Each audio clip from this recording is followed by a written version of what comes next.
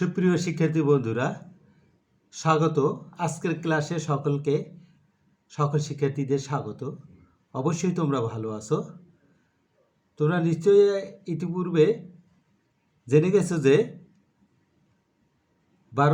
সেপ্টেম্বরের 12 তারিখে ক্লাস শুরু হবে। তবুও আমাদের রুটিন অনুযায়ী অনলাইনের ক্লাসের অংশ হিসাবে আজকে আমি তোমাদের পঞ্চম শ্রেণীতে পাঠদান শুরু করতেছি।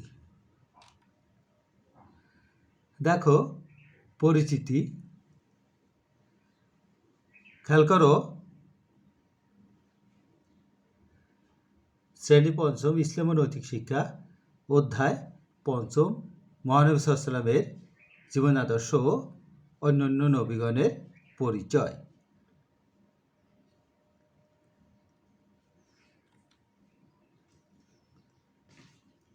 ছবি দুটি দেখো এবং চিন্তা করে বলো আজকে তোমাদের পাঠ কি হতে পারে। একটু চিন্তা করো।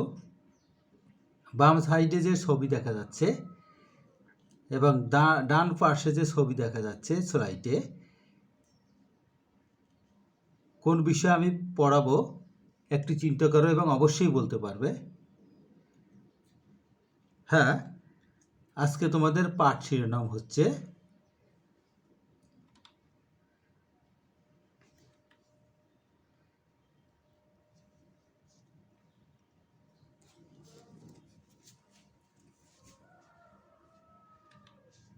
হযরত মুহাম্মদ সাল্লাল্লাহু আলাইহি ওয়াসাল্লাম।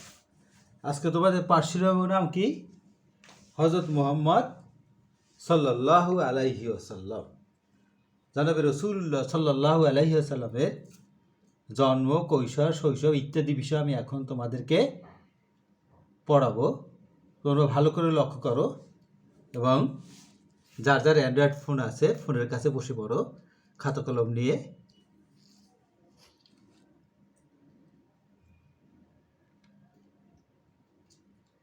শিখন বল, এ পাঠ থেকে তোমরা কি লিখতে পারবে, শিখতে পারবে। দেখো, মহানবী সাল্লাল্লাহু আলাইহি ওয়াসাল্লামের জন্ম, আরবের অবস্থা, শৈশব ও কিশোর বয়সের সততা সম্পর্কে বলতে পারবে।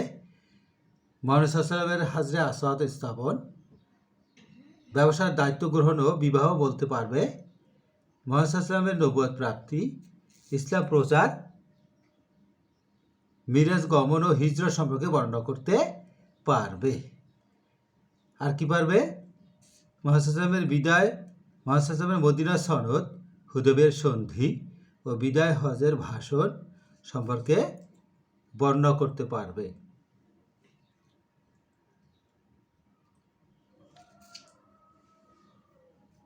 সংক্ষেপে দেখো, মহানবী সাল্লাল্লাহু আলাইহি ওয়াসাল্লামের পরিচয়। জনাবে রাসূলুল্লাহ সাল্লাল্লাহু আলাইহি ওয়াসাল্লামের জন্মস্থান মক্কা নগরী,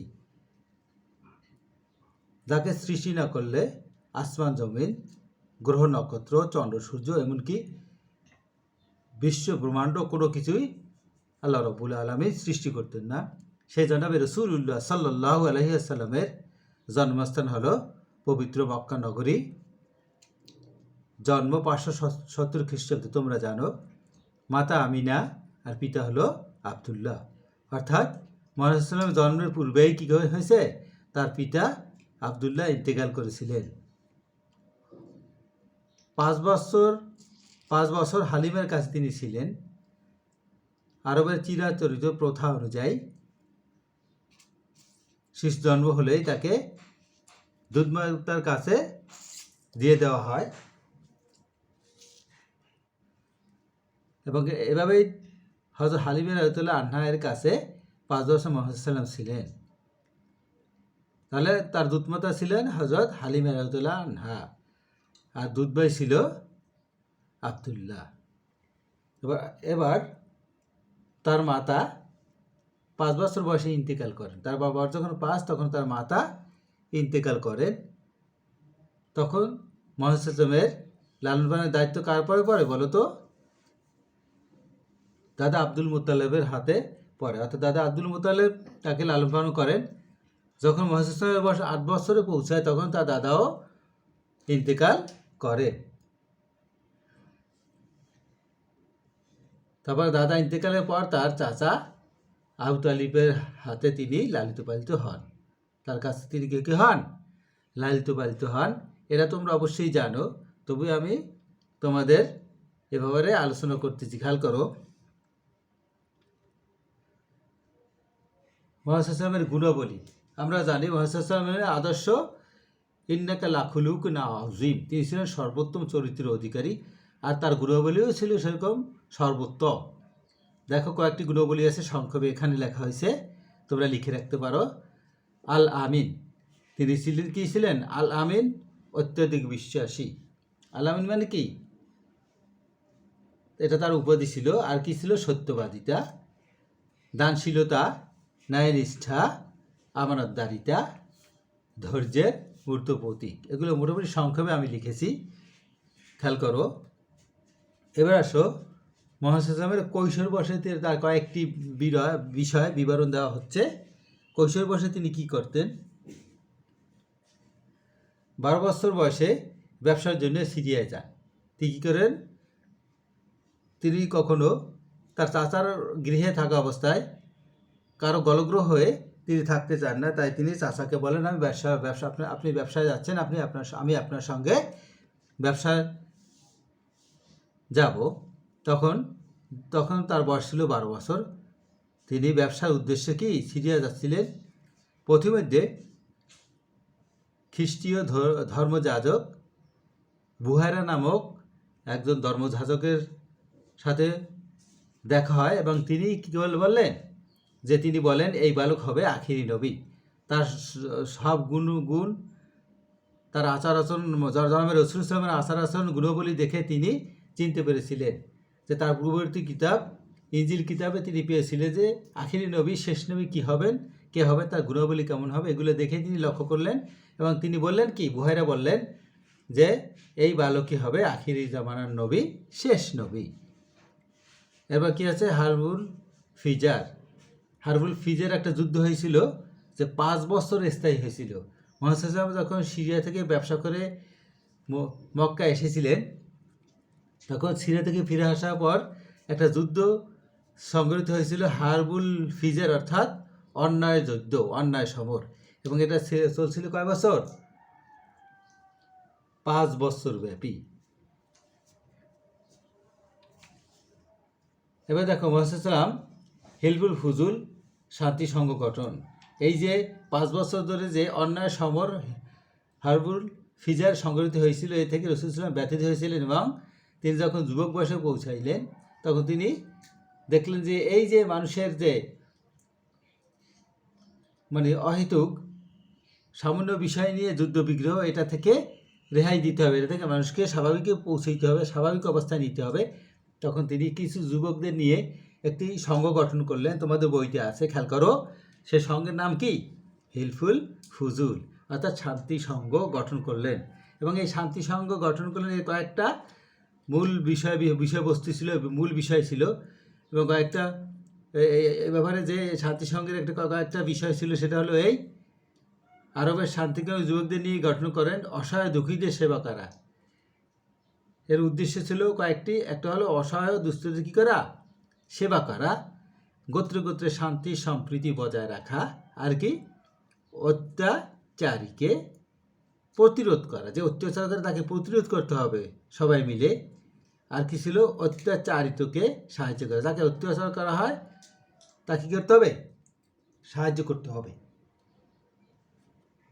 ন্যায়নিষ্ঠা প্রতিষ্ঠা করা। আর কি করা? ন্যায়নিষ্ঠা প্রতিষ্ঠা করা, শান্তি শৃঙ্খলা প্রতিষ্ঠা করা। এগুলি ছিল হেল্পফুল ফুজুল বা শান্তি সংঘের মূল বিষয়। আর তিনি কি তার পরবর্তী এখন মুহাম্মদ সাল্লাল্লাহু আলাইহি ওয়াসাল্লামের যৌবনকাল ও নবুয়াত, এটা খেয়াল করো। মুহাম্মদ সাল্লাল্লাহু আলাইহি ওয়াসাল্লামের যৌবনকাল ও নবুয়াত, 25 বছর বয়সে খাদিজা রাদিয়াল্লাহু সাথে বিবাহ বন্ধনে আবদ্ধ হয়। কত বছর বয়সে বলো তো?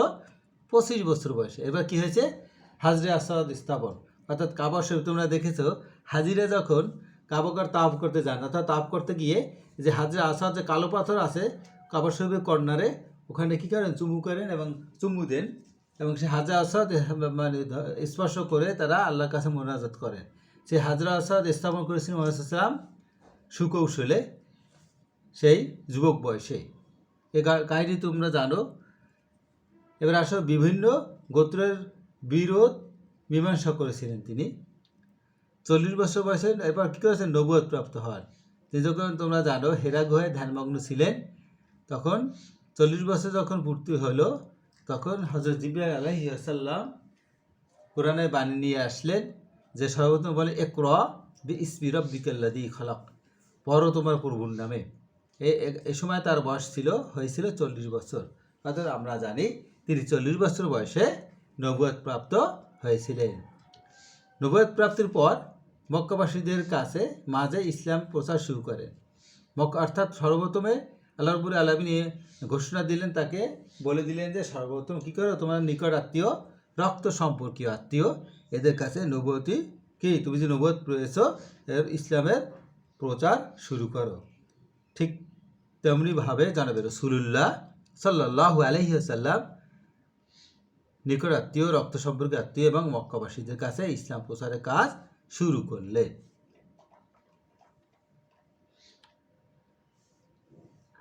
এবার আসো রাসূলের মাদানী জীবন। এখন মক্কা থেকে মদিনা, অর্থাৎ মক্কা ছিলেন কত বছর জানো? মক্কা জীবন ছিল 13 বছর নবুয়তের প্রাপ্ত পর, আর মদিনার জীবন ছিল 10 বছর, অর্থাৎ 23 বছর ছিল তার নবুয়তের জিন্দেগি।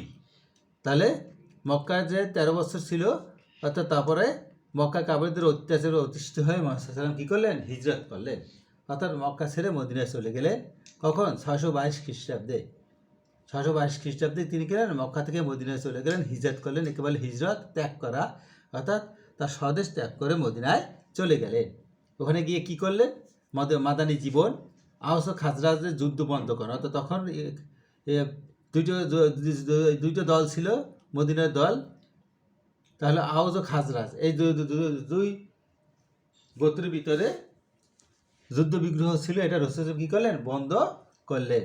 তারপরে কী করলেন? মসজিদে নববীকে মুসলিম মিলন কেন্দ্র মানলেন, তাদের মাঝে বন্ধন তৈরি করলেন। মদিনার যে মসজিদ আমরা জানি মসজিদে নববী, তোমরা যে একটু আগে ছবি দেখেছো ওইটা হলো মসজিদে নববী। সেই মসজিদে নববী স্থাপন করলেন এবং সেখানে কি করলেন? সবার মাঝে বন্ধন তৈরি করেন। আর কি করেন? তিনি গড়ে তোলেন ইসলামী আদর্শের ভিত্তিতে সুশৃঙ্খল সমাজ ব্যবস্থা। মদিনাতে ইসলামী রাষ্ট্র গঠনের পরিকল্পনা নিলেন। এর তার মাদানী জীবনের সংক্ষিপ্ত বর্ণনা। এবার কি করলেন? 630 খ্রিস্টাব্দে 8ম হিজরিতে কী করলেন? বিনা রক্তপাতে 630 খ্রিস্টাব্দে 10,000 মুসলিম সৈন্য নিয়ে মক্কা বিজয় করলেন। 10,000 সৈন্য কী করলেন? মক্কা বিজয় করলেন। 8ম হিজরিতে এটা সংঘটিত হয়েছিল। এবার দেখো বিদায় হজ, আর সংক্ষেপে বলে যাচ্ছি। বিদায় হজ অর্থাৎ মুহাম্মদের জীবনের সর্বশেষ হজ 10ম হিজরিতে, একে বিদায় হজ বলে। সেই বিদায় হজের ভাষণ দিয়েছিলেন মুহাম্মদ সাল্লাল্লাহু আলাইহি ওয়াসাল্লাম বিশ্ব মানবতার উদ্দেশ্যে। সেই ভাষণের কিছু অংশ আমি এখানে তোমাদেরকে দেখাচ্ছি, খেয়াল করো। 1, হে মানব সকল, আমার কথা মনোযোগ দিয়ে শুনবে। আমি তোমাদের সাথে এখানে আগামীতে সমবেত হতে পারবো কিনা তা জানি না।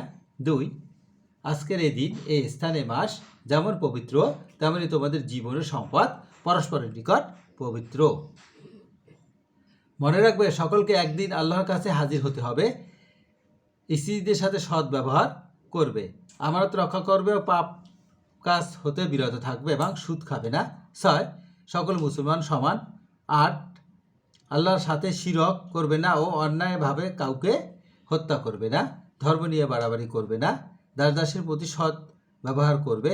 তোমাদের কাছে 2টি জিনিস রেখে গেলাম, আমি শেষ নবী। জাহেলি যুগের সকল হত্যার প্রতিশোধ বাতিল করা হলো। অনুপস্থিত যারা তাদের কাছে আমার বাণী পৌঁছে দেবে। এই মোটামুটি আরও বিদায়ের আরও ভাষণ আছে, আরও কিছু কথা আছে, তবে আমি সংক্ষেপে এগুলা তোমাদের জন্য এখানে দেখালাম। খেয়াল করো, দেখি পারো কি না। মুহাম্মদ সাল্লাল্লাহু আলাইহি ওয়াসাল্লাম কত সালে জন্মগ্রহণ করেন? 570 খ্রিস্টাব্দে। কত সালে? 570 খ্রিস্টাব্দে রবিউল আউয়াল মাসে কি? রবিউল আউয়াল মাসের 12 তারিখ। 2, রাসূল সাল্লাল্লাহু আলাইহি ওয়াসাল্লামের মাতা কখন মারা যায়? রাসূল সাল্লাল্লাহু আলাইহি ওয়াসাল্লামের বয়স যখন 5 বছর, তখন তার মাতা ইন্তেকাল করেন। মদিনার সনদ কতটি? মদিনার সনদ হলো 47টি। রাসূল সাল্লাল্লাহু আলাইহি ওয়াসাল্লাম কত খ্রিস্টাব্দে মক্কা অভিযান করেন? কত খ্রিস্টাব্দে? 8ম হিজরিতে 730 খ্রিস্টাব্দে।